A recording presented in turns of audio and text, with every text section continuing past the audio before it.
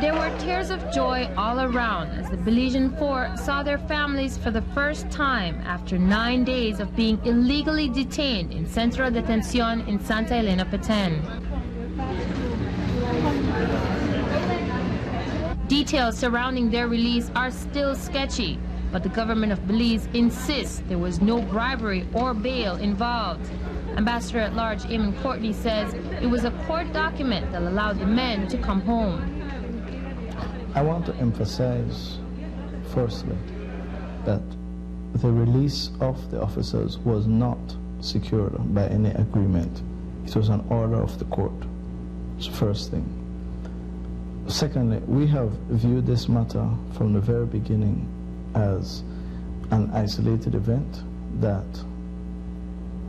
we hope will be resolved diplomatically. Ambassador Figueroa has returned to Guatemala. We have not let up on the diplomatic efforts that we have undertaken, and my hope is that good sense will prevail and diplomacy will bring an end to the case that is still sitting in the court in Poptown. The four Belizeans maintained their innocence throughout their ordeal, stating they were on routine border patrol near the village of Halacte in the Toledo district when 25 members of the Guatemalan military came upon them and insisted they were in Guatemalan territory. The Belizean patrol says they were tricked into going with the Guatemalans to their military base on the premise that they were simply going to await the arrival of technicians from both sides to verify exactly where the incident took place. Instead, the Belizeans were handed over to the Guatemalan police and got an inside look at a Guatemalan jail and courthouse. 3 soldiers were charged with possession of an offensive weapon and transporting prohibited ammunition. The police officer had been charged with possession of a defensive weapon. As part of legal proceedings in Guatemala, the men also had to make declarations, statements of who and where they were when they were met by the Guatemalan military. On Friday, March 3rd, the lawyer for the Belizeans, Telesforo Guelacan, stood before Magistrate Marco Posadas Pechia and successfully argued that the men be released on grant of bail. Ambassador Salvador Figueroa signed the dotted line and the Belizeans got on the plane. But that doesn't mean the case ends there. I think there's going to be sufficient investigation on their part to show that there's no reason to follow up.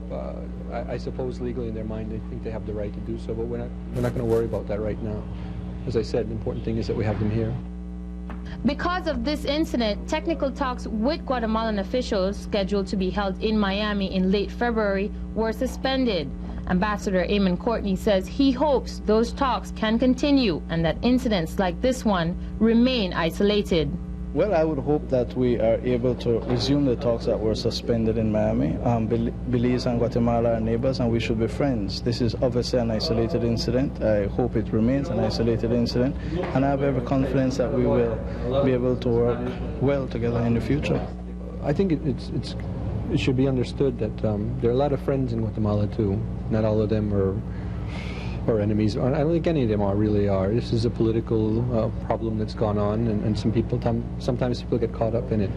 But in the end, we felt, I certainly did felt that there were a lot of people that were supportive and understanding of what we were doing. What do you want to be your first thing that you want to do now that you can do whatever it is you want to do? Well, it's been a long time, in the cell, so I would just like to have a nice, cool Belizean beer right now.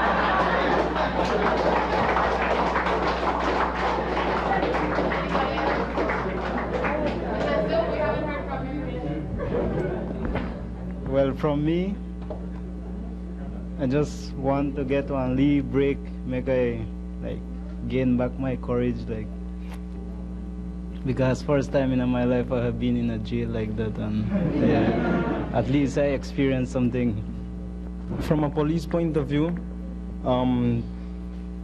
I would just like to get together with my family. I miss them a lot, and the job must go on. Thank you very much to every single individual, especially every single person who's been wearing the yellow ribbon. I know that it is the job of the B.D.F. and the minister to get us out of there. I know that's their job, that's their responsibility.